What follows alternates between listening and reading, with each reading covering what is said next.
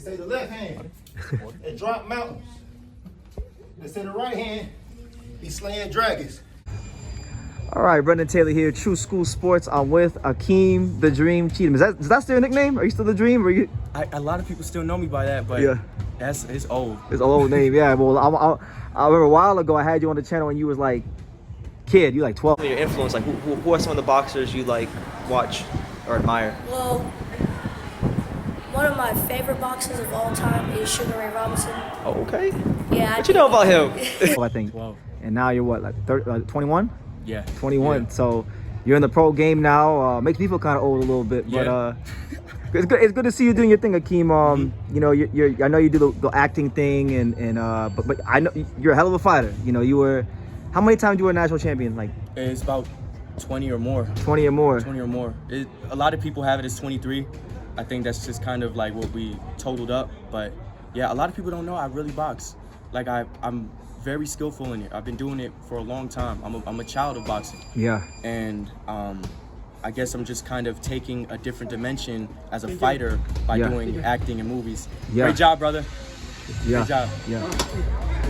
But yeah, so I plan to be something different than every other fighter or boxer.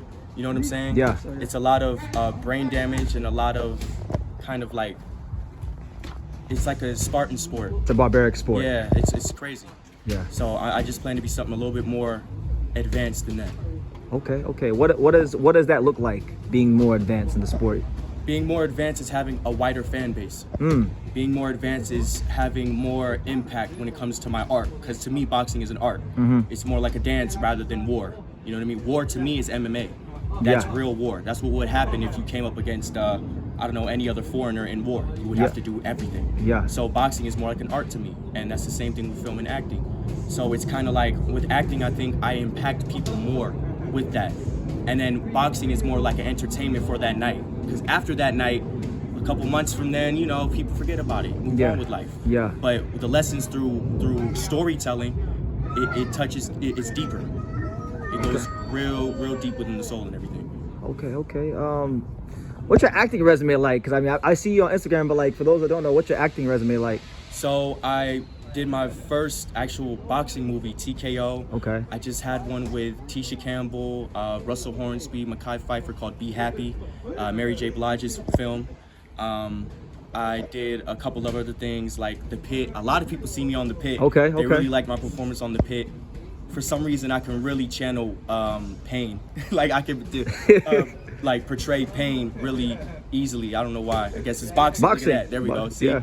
But The Stepdaughter 1 and 2, The Pit, and maybe, I don't know, but it looks like there's gonna be a couple of more things. Probably a series coming soon. Okay. Really good stuff to see. When I watched you, like when I watched you as a kid and when I watch you even now, you know, one thing, your best quality I feel like is your ability to pivot. You're a versatile, I guess, pivoter. You know, if that's a word. Yeah. But how would you describe your boxing style for those out there? It's very awkward. Yeah. That's what everybody tells me, and I feel as though it's awkward. The timing of it is awkward. The pivot is a very important aspect. My dad taught me. That was one Gerald. thing Gerald Cheatham. He really emphasized the pivot, especially in amateur boxing. You know what I'm saying? When I was growing up in amateur boxing, you know, people pivoted, but it was like more off the back foot he was teaching me. Yeah. And it's like, I didn't realize it then, but it was really a transfer into a different southpaw, orthodox. You can be square while doing it. So I think my angles is a really big factor when it comes to different fight styles. You know what I'm saying? Yeah. We just watched, I forget his name, he's a fucking fantastic Japanese fighter. Oh, Jin Sasaki. Yeah, Now sparring. but even with styles like that, Yeah. at a certain point, by the 3rd and 4th round, maybe 6th or 7th, angles are going to start playing a part. Your defense gets a little bit weaker, and now the shots start really blowing. So, you know, the footwork is a big aspect with me, and I think people overlook that. They look at the awkwardness and just think, oh my God, Rolly. Like, like it's deeper, and people won't realize it until I actually portray it and show it in front of all the world. Correct. And people are gonna feel a little bit stupid, just a little bit. Now I could be wrong. I know you're around the same age as Curmel Moton, right? You came up with him. Yeah. Bro, I mean, people are gonna find out later on in life, but me and Curmel from the bottom, from the beginning. Like I was there boxing when he first started boxing. You know what I'm saying? I remember, you know, and he came and trained with us for a little bit.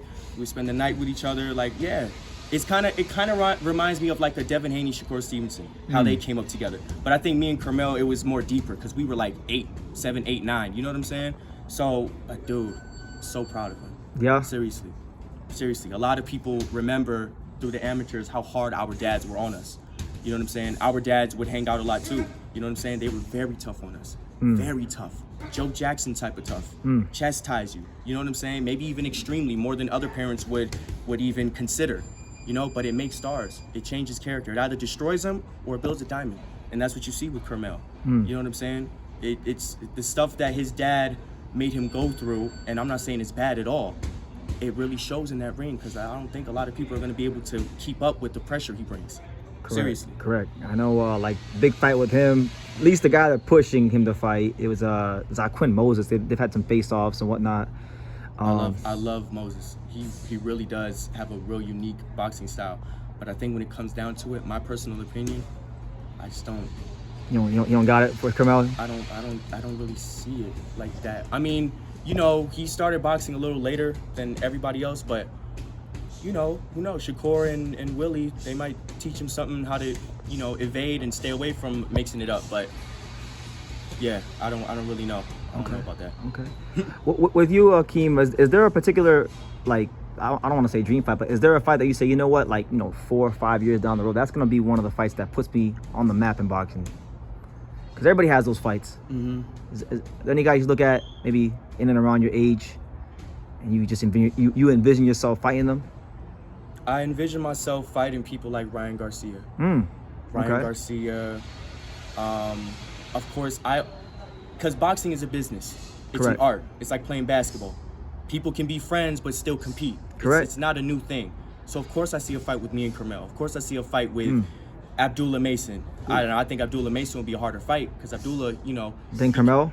I think so. Yeah. For me at least, because me and Curmel grew up sparring each other. Yeah. You know what I'm So saying? you know each other. So we know each other very well. You know what I'm saying? And if anybody could beat me, I think it would be the person who grew up around my style. Yeah. Rather than, you know, an Abdullah Mason or a Ryan Garcia who's never seen the timing and the how I go about my boxing and fights. But who else do I see? I mean, I really want the biggest fights that bring the most people out to watch. That's why the acting and the movies and the series and everything, it's a real big advantage for me. Correct. So basically, you're trying to captivate the world beyond just boxing. Be way beyond boxing. Yeah. What? Boxing? Yeah. I mean, okay. That's a different mentality. That's a it should be a normal mentality. It should. A lot of the fighters are really getting lost in the anger, aggression, like they're joining religions for no reason, for the wrong reason. If I'm being honest, Yeah. The women, the money, who gives a The vanity. What the fuck? What are we talking about? What? Yeah. What are we talking about?